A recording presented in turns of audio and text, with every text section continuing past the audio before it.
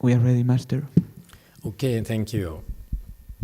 Good morning, everyone. Thank you for joining our chant class for U.S. time. Okay. Today I reminded myself to be nice. So I try my best to talk about nice things.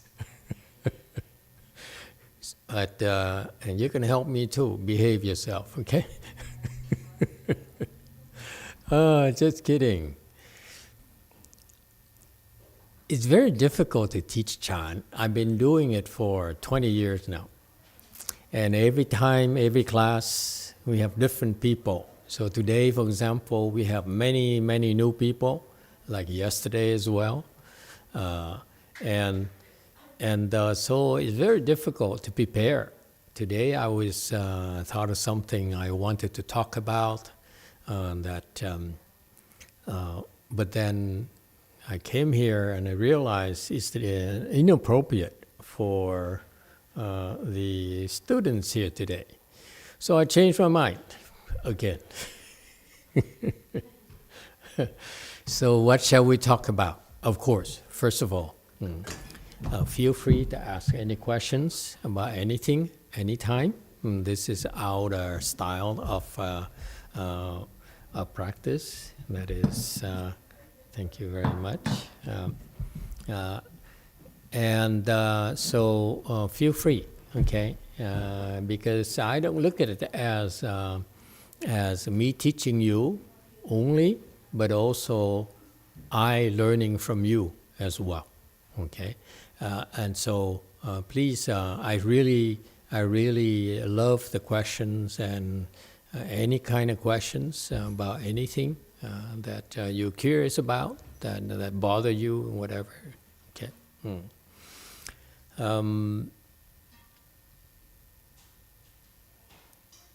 Why are we teaching you chant? We're teaching you chant because my experience of having practiced chant and teaching chant for decades tells me that we have something in common. I like chant because meditation is a skill that you develop, okay, that is will bring really concrete benefits for yourselves in your daily lives. There's so many aspects of the benefits that you can acquire from your meditation skills has been proven over the years. Buddhism has been around for thousands of years. It originated in India. Buddha taught meditation in India, and millions of Indians and non-Indians benefited greatly from it. And then they spread it around. Finally, it got to China, and now it got to the U.S. in the 60s by my late Chinese teacher, Master YongHua. Remember that name? And you heard of him, and then in the future, he will find a way to help you as well as he helped me a lot. So I feel that it's not just benefits, there's too many benefits to talk about. Today I'd like to talk about something that the new people as well as the old-timers have in common. That is the practice of chant brings a lot of, will give me old-timers, fun and pleasures. Yes, DTT.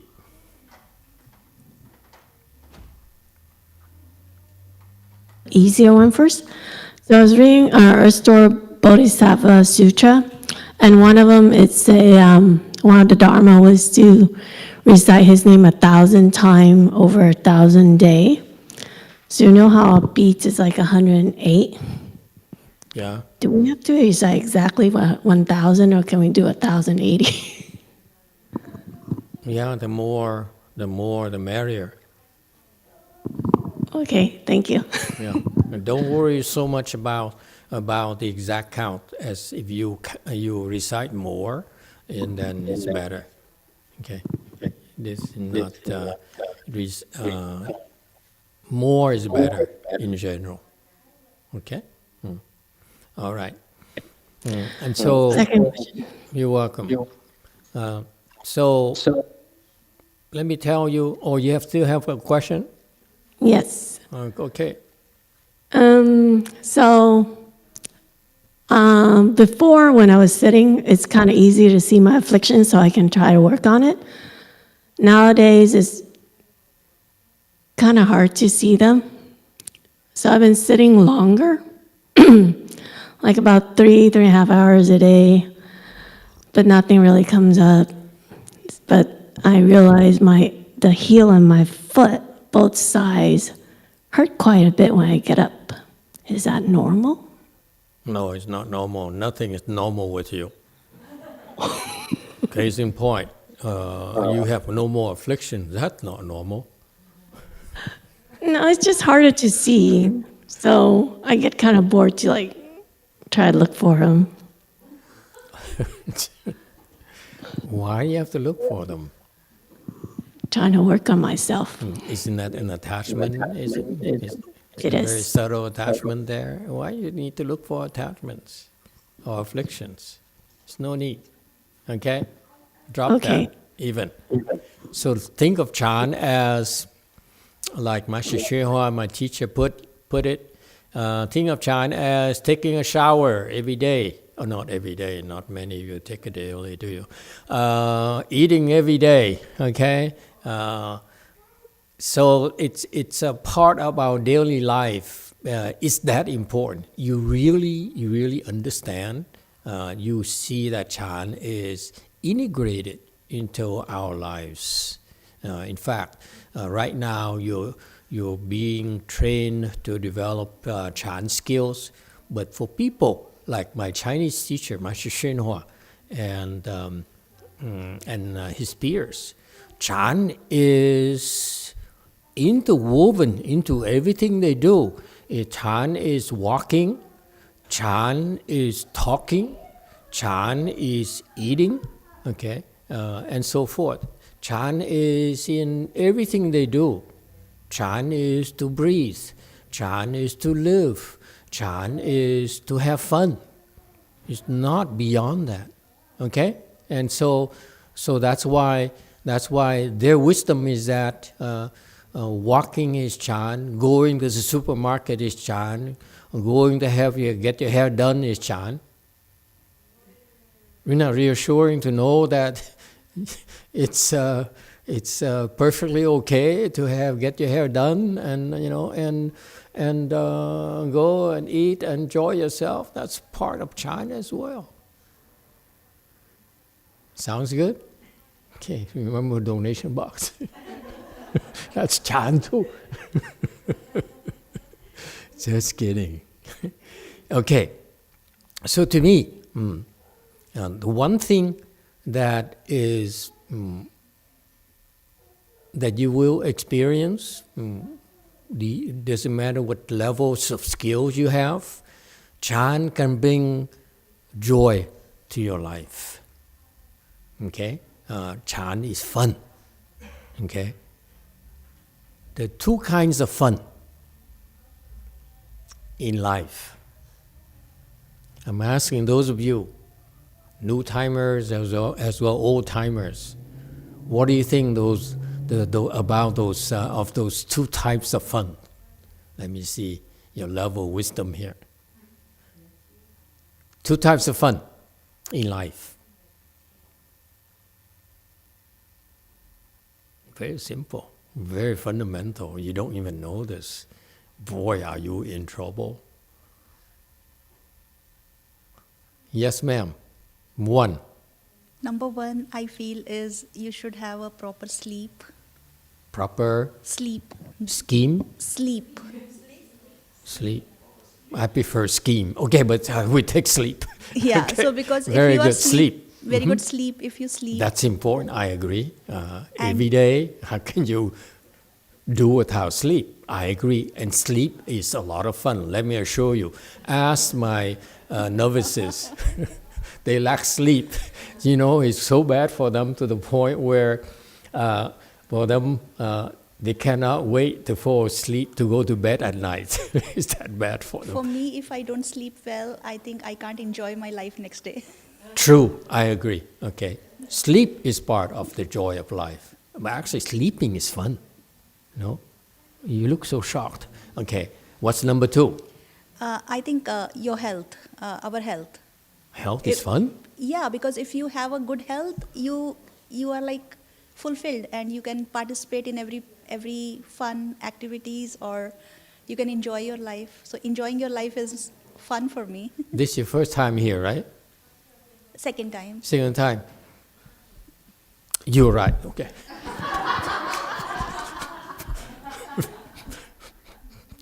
Next.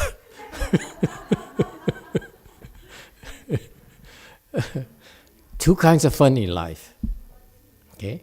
I know you know the first kind. Okay? But the second kind, most of you don't know. Okay? That's the clue for you. Okay? Anyone? Yes, 6. Thank you, Master. I think the first one is improve yourself, have fun. Improve yourself, that's help fun. others, have fun. Some people, they complain that, crossing their legs is not a lot of fun. Okay? And what's the number 2? Help others. Help others is fun. Have you been a social worker? Therapist? Talk to them. Okay. Yes, 6. One type of fun is dependent on external environment. Another type of fun is independent of External environment, internal environment. Okay. For example, external and internal. external, like you make a lot of money, people praise you, people think you're beautiful. That's external. It feels good, doesn't it? When people feels good. think you're beautiful, think you're great, they adore you. Uh-huh. Yeah. Is that external or internal? It comes from you feel important by others' perception of you, or So is it internal or external? External. To me, it's external. To you, it's external. Right. You agree with her? Who? Okay. And internal is? Give an example of internal. See, now she struggles. Internal is authentically you are a good person. You feel good by. I haven't thought it through, but Clear you're not a good person. like some of the joy, Master, you mentioned through meditation, like that's kind of the joy that's independent of external environment that I am able to generate myself. And the faith and the belief I have in myself being a good person, doing the right thing, that's also independent of anything, how people think of me or say about me. Good sales pitch. Yes, DTT. So, hello, Master. So the two type of happiness. So the first one is like the internal bliss and happiness that I only myself would know. Okay. And the second one is, you're gonna hate me for this. I have fun messing around with people. You have fun yourself around people. No, just messing around with people. I'm sorry? Okay. Messing around with people? Oh, you're messing around with people. No comment. I won't go there. You're baiting me, I think. Okay, very good. Thank you. And I think we have one more. Lu Mountain comment. Brady, what do you have to say about fun? There you go.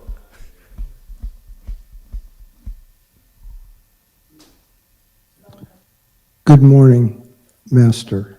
Good morning. You could categorize happiness and fun into two categories that we experience, and that would be negative and positive, or good and bad. The bad is fun you have while undergoing your afflictions, and two would be the fun you have doing the right thing without your afflictions. Some wisdom there. Should go to the Philippines more often. You changed. Clearly, having a good girlfriend is good for you. Yes, Lu Mountain. Hello, Master. So Very I think that original. I'm impressed. Brady, that's pretty good. Yes, Lu Mountain. Hello, Master. The two fun, I think one is coming from our sensual pleasure, eat, sleep, and all of that. And the second one is through our hard work cultivations, doing spiritual path. You work on it, and then after a while, you enter something, and you feel good about it. That's the second pleasure. These people are so serious. My God. Okay, very good. Okay, let me tell you. There are two types of funs. See how you like my definition. Fun with your ego. And fun without. Fun with your ego includes all the pleasures in life. Okay? For some, it's a glass of wine. For others, it's a can of beer. For others still, is water that pick up from a stream in a mountain. Okay? Sounds poetic, doesn't it? So, for each person is different, okay? But that's the fun that arises from your ego. The existence of the ego, it finds fun. It looks for fun. It seeks fun. It demands fun. Agree or disagree? Huh? For some of you, fun could be in the form of pain. Crossing your legs. Not like that way, you girls, that's so bad. Crossing your legs in full lotus hurts. And some of you enjoy that. Not too many. Okay? So, your ego, each of our egos have different ways of finding fun, of defining fun. Is that clear? You agree? This is our lives. Our lives is, we experience fun and pleasures in our lives. That's a natural thing, and we seek it. Okay? And the other fun is, what you don't realize is that when you're able to suppress your ego, then you open the door to a different kind of fun and pleasure. That's totally different, and it complementary, by the way.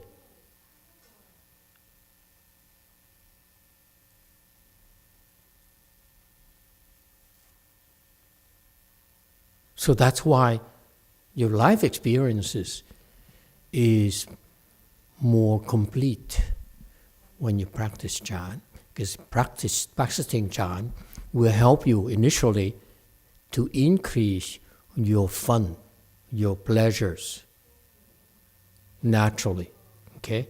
As you go through the training and develop Chan skills, your pleasures, you find greater pleasures. For example, a glass of wine was good already, But when you get a high level of concentration, the glass of wine tastes, the same glass of wine tastes better. You enjoy it more. Yes or no? You disagree? You're the most boring person. Okay? All the sensual pleasures are magnified when you're able to concentrate better and better. Okay? It's more intense, if you will. So far, so good? Any agreement or disagreements about this? It includes all the pleasures in life. Some people like to eat, some people like to go dancing, some people like to go, I don't know, climbing rocks. Beats me.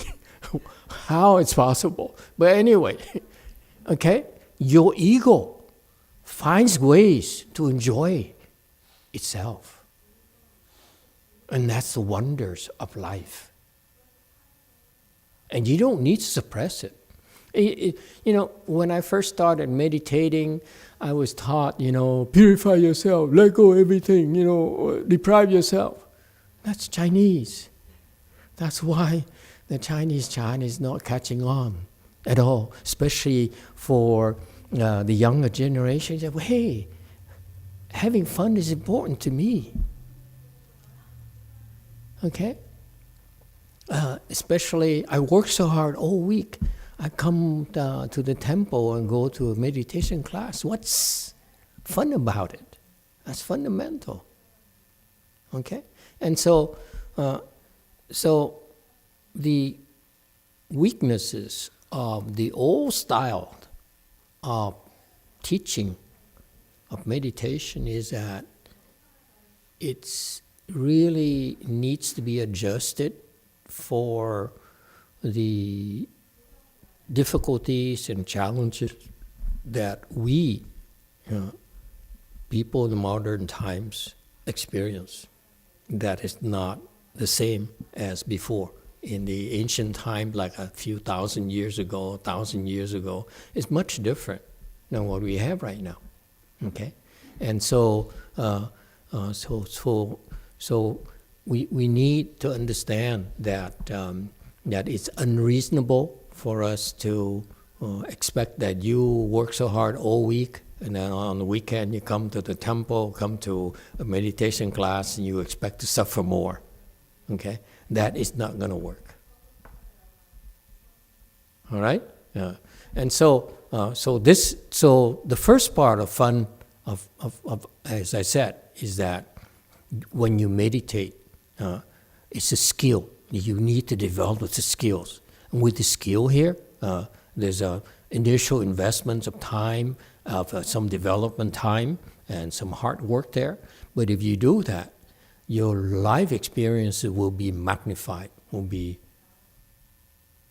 much better, in other words. So far, so good? Okay. It doesn't end there. You have to understand that when you meditate, you develop your concentration. You can concentrate more and more and more. That's the purpose of meditation there.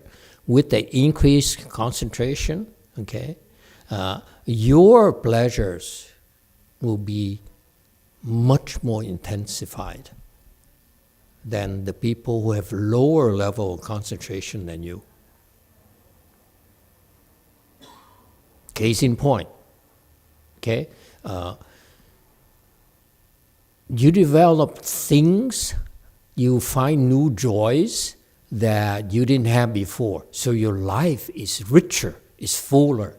For example, if you're into, I don't know if this makes sense to you, into doing like assembling a boat inside of a bottle. See? None of you can identify with that. Only men can enjoy it, They sit there all day, and they take this thing and stick it in there in the bottle, and then they flip the sails up, and then they glue it so that now it looks like a boat. Never mind. Okay, let me find another example. The point is that the joy there of doing that comes from concentration. It's nonsense. Just like rock climbing, when you ask me. I mean, you grip with your hand and you ruin your so well manicured fingernails. Explain to me, try to convince me it makes sense. It doesn't make sense to me, And then the dirt get under your fingernails and stuff. Okay? And Lord forbids if you fall. Okay? It would be terrible. And so what you have to realize that these people with Chan meditation, okay, they develop concentration, and concentration itself brings more joy to your life. That's something that most teachers, most ordinary people fail to experience.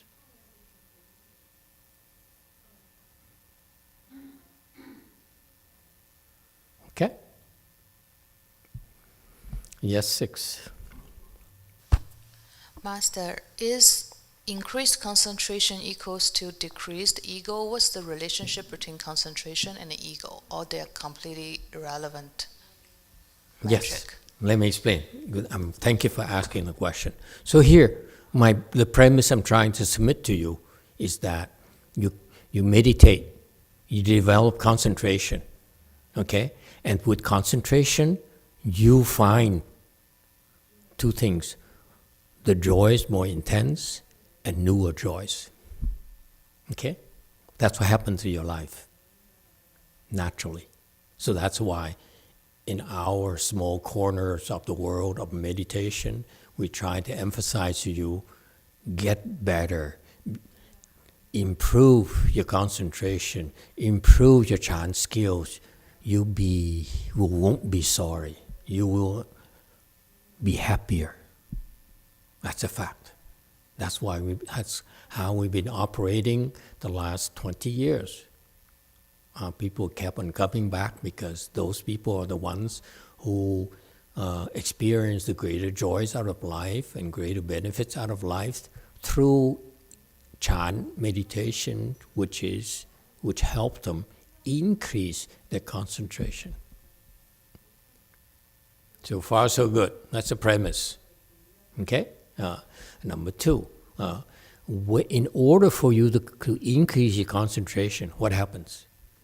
You have to reduce the errant thoughts in your head. Okay? Because you try to concentrate, let's say, on your navel, and a thought arises, I'm hungry. What's for lunch today? How much longer do I have to wait? Okay? And so the thoughts follow one another, okay? That's why we cannot concentrate. So Chan is the development of your concentration so that when you put your mind in one place and you're able to ignore the ancillary thoughts. That's concentration. Okay? Ordinary people cannot do that. They get easily distracted. So in Chan, you learn to concentrate, okay? And with concentration, you're able to ignore certain types of thoughts depending on where you are in your concentration level.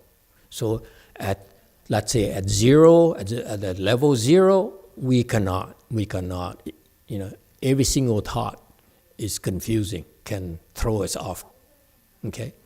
First level is first dhyana. You're able to not be disturbed by certain types of thoughts, namely, the young lady there, what thoughts?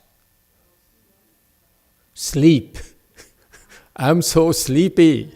I want more sleep. Okay? Below that, if you have that thought, okay, let's go to bed. Let's get a rest. Let's go get some rest. But if you go to first dhyana, the thoughts of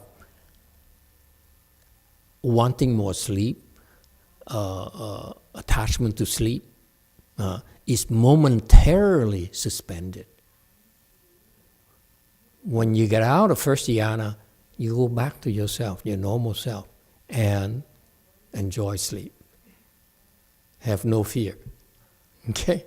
Your precious pleasure in life there is still there. You won't lose it, I promise you. Is that clear? So that's why at zero, we are distracted by all types of thoughts. First dhyana, we are free from distractions from a set number of types of thoughts. Second dhyana, we're more shielded from more types of thoughts.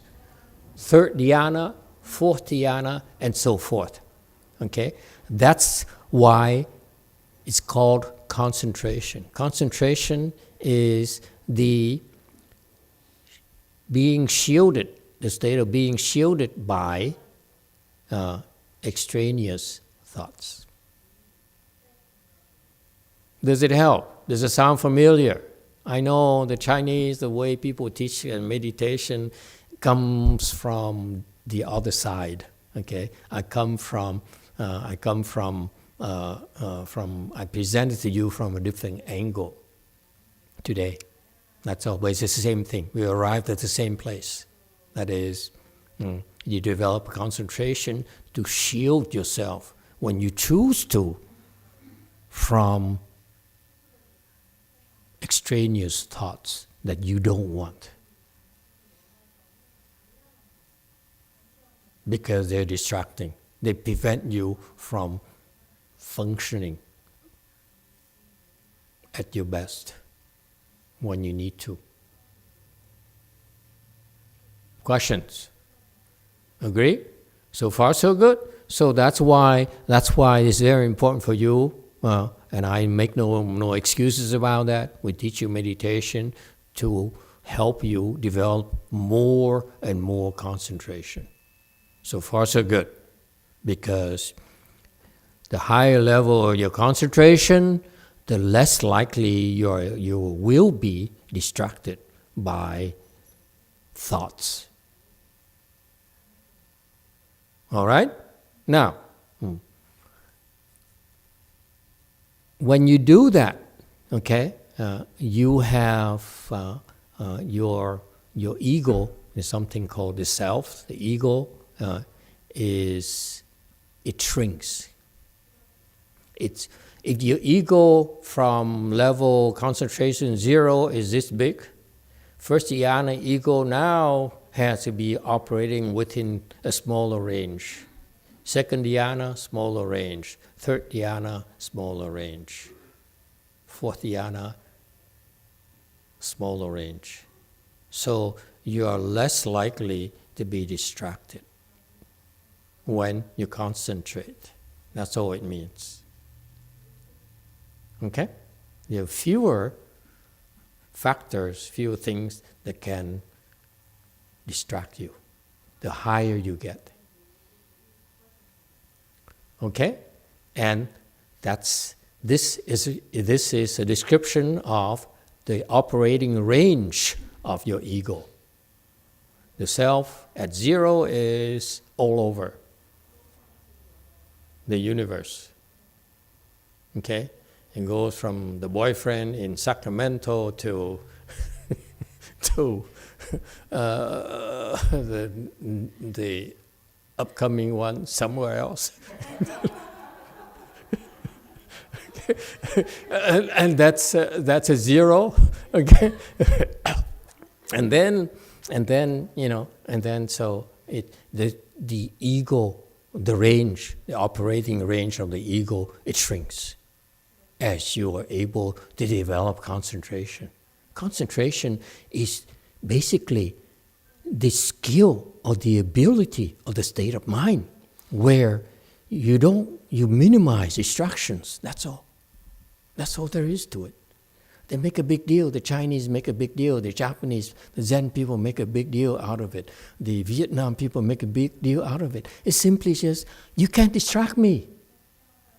That's all it means. When I concentrate, you can't distract me. Yeah? That is Chan. So it's not everyone needs to have Chan to develop concentration. Some of you are able to develop your concentration naturally already. Yeah. Okay. For example, you need to cook. Lots of women here today. Okay. When you cook, you're able to concentrate a little bit better when you cook a dish you like, aren't you? I know I'm a little bit out of my range, but but humor me. Okay, so that's the range, okay, that I'm talking about, and that's part of the natural development of concentration that we are able to develop ourselves. But with Chan, we have a much more systematic way of helping you increase concentration, because if you only count on cooking more dishes to increase your concentration, you're going to have some problems that you need Ozempic. Okay? Or if you count many people who climb rocks, you need to climb. They need the climb to be more difficult. Okay, which will help sharpen the concentration. Okay, that work until they run into the physical limitation. They only so much the fingers can grasp, and eventually they get tired and they go and crash down. Okay. Yes, ma'am. Miss Climber. 6. Thank you, Master. I totally agree with you, and I want to give you an example what I experienced. Mm-hmm. I'm sorry I talk about the rock climbing again. Mm-hmm. I think I have told you I wasn't enjoying rock climbing very much before. Mm-hmm. It's because the environment in the gym or even in the outdoor is very competitive. Yeah. If you have been in the gym, you will see there's some mark on the wall. It's tell you how the difficult of the road. Everybody can climb, but after that, other people know what's your level. Yeah. You know that like everyone know your samadhi level, and you work in the environment, and you try, you fail. Everybody know that. Mm-hmm. So to me, for a long time, it's too competitive. Mm-hmm. I think too much about how people look at me, how I performance on the wall. So I wasn't really enjoying that. But after I started to cultivate, I think I can focus on myself. Mm-hmm. I don't think I'm be more stronger as a physical, but I enjoy more. And also the concentration let me have a better judgment about what I should do and what I shouldn't do. Mm-hmm. You climb better. I enjoy better. I enjoy more. You climb better. I don't know. You're a better climber. No, I don't think so. Say it. You two Chinese. Jesus. The Chinese never talk highly of themselves. It's so Chinese, Yeah. I'm not really care about if I'm a But you climb stronger better. climber. No, I don't think so. Yeah. Let me paraphrase for you. You are more physically agile. No? Agile. What's Chinese for agile? Ting ting, whatever. Okay. You have more endurance. You last longer. Yeah? Your body is more supple. When your samadhi level increases, your body is flexibility increases. Okay? And that's why, by the way, that's why after you practice Chan, your body becomes that flexible. Next lifetime you practice Chan, you're born again, take on a body again, you're born again. All of a sudden, you have more flexibility than others. That's from Chan, by the way. From a prior life, you have the seeds of flexibility in your body. Isn't that cool? Now you can climb as much as you want. Oh. All right. Very good. Yeah, so that's what a lot of people experience. They experience increased abilities, faster thinking, more stamina, feeling healthier, and so forth. And that's part of the joy, part of the fun. Okay. Anyway, and so that's life. All the pleasures out of life are experienced through our egos. Nothing wrong with that. Okay, it's a good thing. But another part, as I said, another part of the fun in life that most of you will discover as you have more concentration, the higher level concentration, the more your ego shrinks. That should be a clue for you to see that when you shrink your ego, okay, the experience of the pleasure through your ego is more intensified. Okay, it's more intense. Okay, it's more intense. But also at the same time, when you reach higher levels of concentration, then your ego really, really shrinks, and ultimately, we bring you to the point where you are able to suspend the ego when you're in concentration, when you're in samadhi. That's when you experience this incredible joy that you didn't experience before through your sense organs.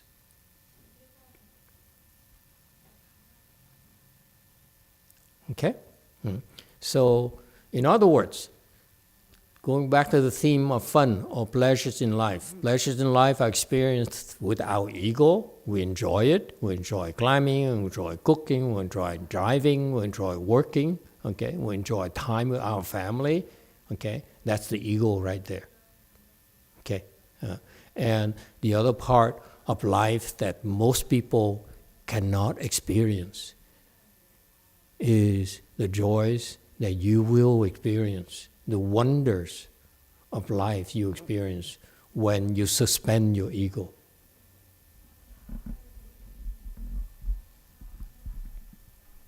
And I can't describe it to you. You have to discover it yourself. That's our jobs. Our jobs is to help you develop skills so that one day you will experience that. Okay, so it's a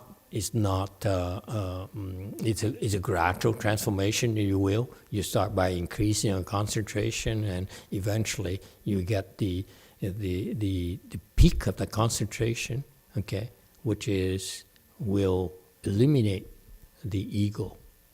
Then you walk into a world where the joys arise naturally without the ego distorting it What happens, the problem with the joy that you experience from the ego is constantly being distorted by your ego. Okay? So that's why when your ego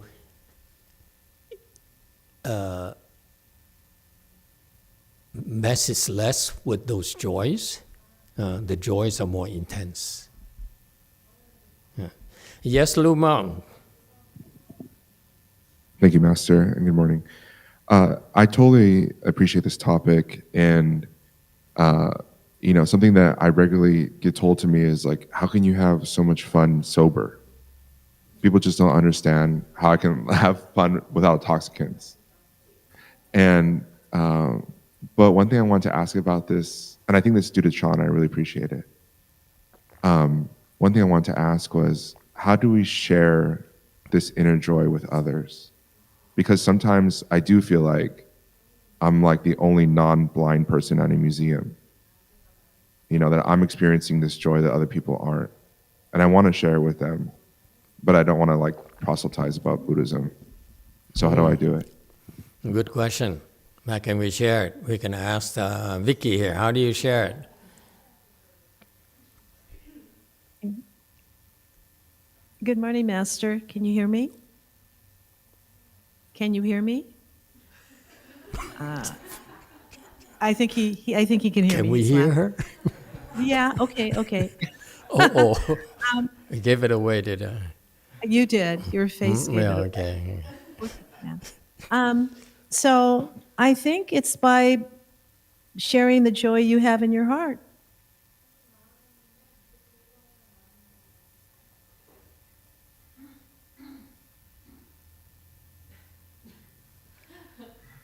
Too abstract. This woman is way too abstract for me. He's looking for like a cookies or something more concrete. Anyone else? How do you share it?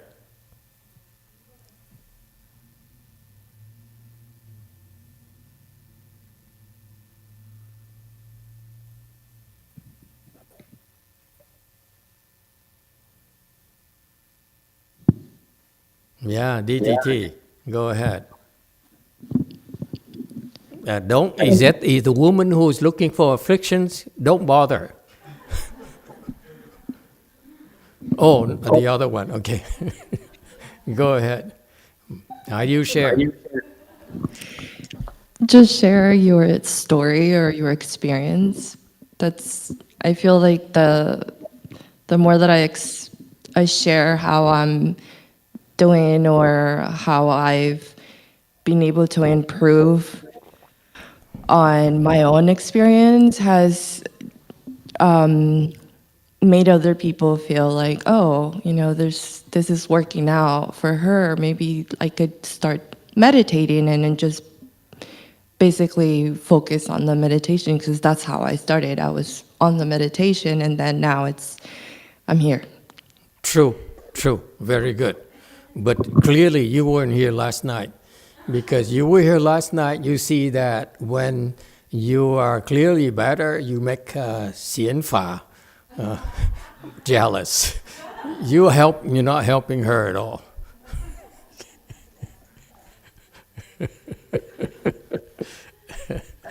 Anyone else? Very good. Mm-hmm. Yes, 6. How do you share? I mean, it's a reasonable question. He's obsessed about sharing. But on the other hand, I feel like, first of all, if we are truly happy and joyful with very little ego, we're not going to trigger others' ego very easily. And just by mere existence of us, people feel the energy. That's why we keep coming to temple, right? Because we feel the mere joy and the energy here without our ego being triggered, being so jealousy. I thought it's a free lunch. That too, but that's not the main draw. For me, at least. So, for example, like when I get better, I clearly can see my son is changing, and my husband is also affected by it. I'm not even sharing it verbally to them, but I'm actually affecting their mood and their state dramatically. But to address Alex's question directly, like if we want to influence more people, first of all, I feel like if people are not open to receive help or open for this, I personally will not share with them, because I feel that's coming from a place of I'm better, and it's I know better. It's also ego, but in my line of business, I'm actually a natural share.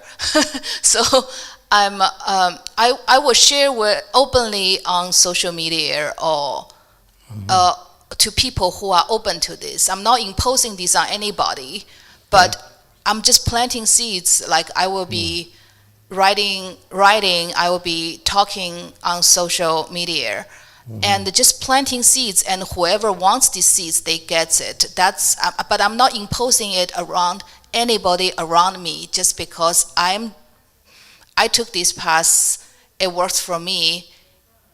I'm sure it will work for you at some point, but you might not be open to it. So I don't feel that I need to share with anybody in particular. For people who are open for influence, they already see me.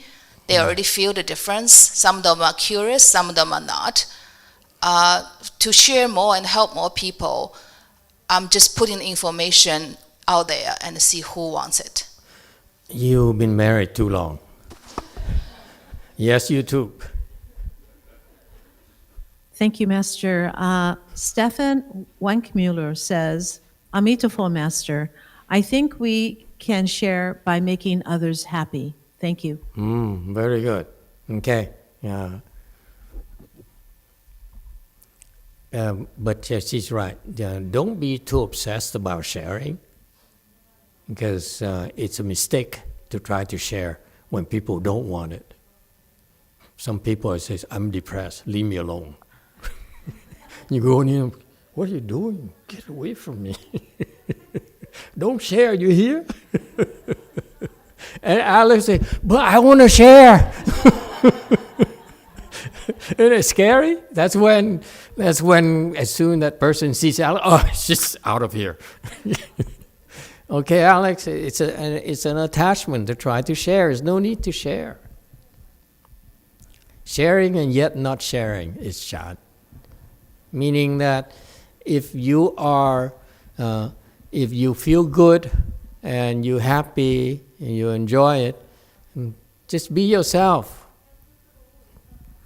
And that's enough sharing right there. Let others choose what they want from you.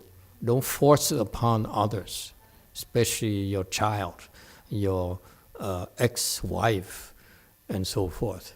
Okay? Respect the boundaries. Don't share. Let them pick and choose. Okay?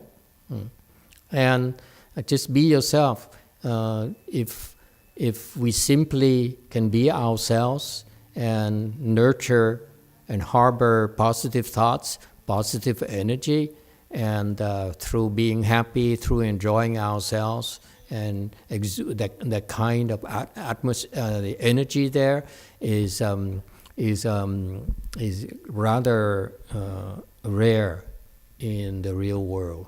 Most people are so worried, are schemy, are so preoccupied with their lives.